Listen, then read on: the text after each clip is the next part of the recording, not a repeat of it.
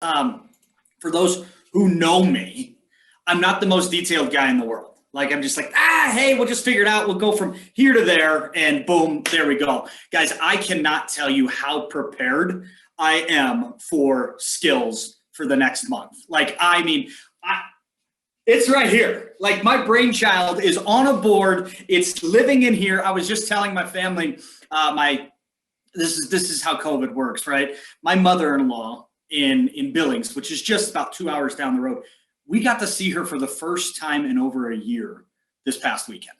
Like, I mean, we're hugging, and she's like, you're only the second person I've hugged in over a year. I mean, we were bawling in the driveway. Obviously, she got to see her grandson for the first time, and I mean, we just had a great time. So last night we're sitting outside because, guys, I don't know what happened. You want to know what happened? It's Masters Week, by the way. And so the weather has gotten really, really nice for us. And we're sitting outside last night, and sometimes I get a little nervous, believe it or not, when I get on stage for you guys. Last night, I was like, guys, I'm so fired up to start teaching Monday morning. So, guys, 10 o'clock, be there. Shameless plug. It will be worth your time, I promise.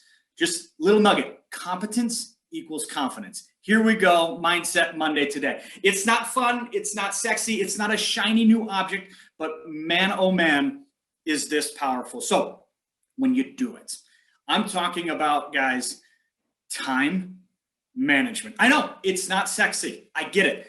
Remember, we've talked about it in the past, the 5 things we need to do every single day from a real estate perspective. First and foremost, prospecting.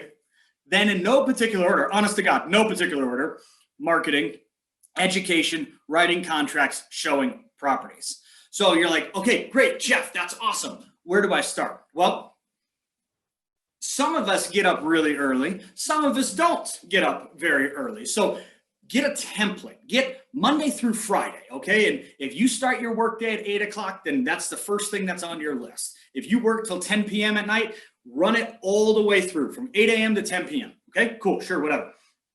Put in the things you cannot move first. So obvi, every single day, 9 o'clock morning huddle, that should be the first thing.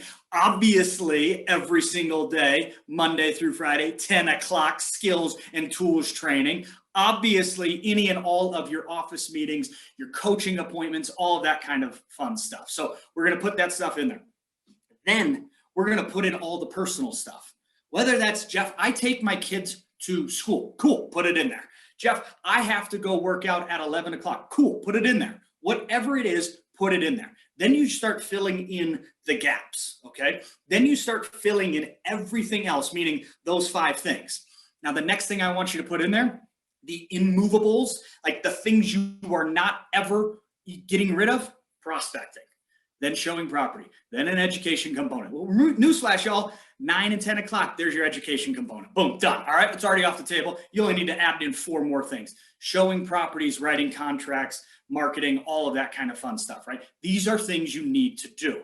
And why is this so stinking powerful? Because you are a weird breed in that you would rather work 60 hours, 70, or the agent who says, I work 80 hours a week. Cool, sweet story, tell it at parties. Here's the thing. You would rather work 60, 70, 80 hours a week than 40 hours for somebody else. So we're messed up in the brain. Like, we're weird. We're wired very, very differently. Just make the most of it. So what you're gonna find if you're just stuck on 1 hour of prospecting. Now, you might think, Jeff, that's not enough time. I guarantee you, if you did it every single day, that's more prospecting than you've done in an entire week. Promise, guarantee. The 95% of us do not prospect for more than 5 hours a week. It just is what it is. Let's go be the 5%ers, okay?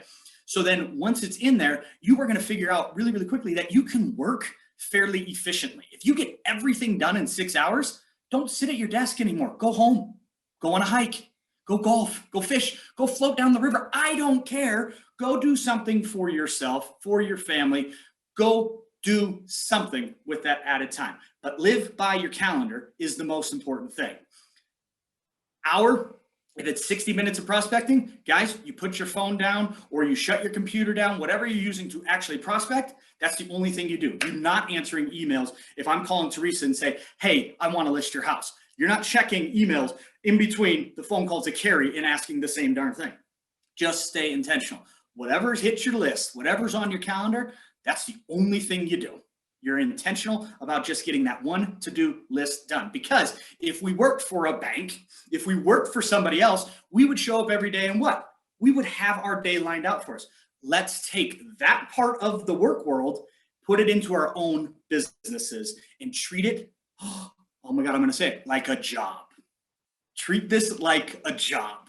Not just, I like to sell houses and I like to go fishing and I like to shred the gnar on the ski hill. That's awesome. That allows us some flexibility.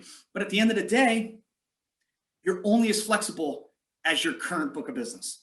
So if you have a lot of time, that means we're not doing a lot of the other things. We're not having maybe the consistent success. We're having the ebbs and the flows.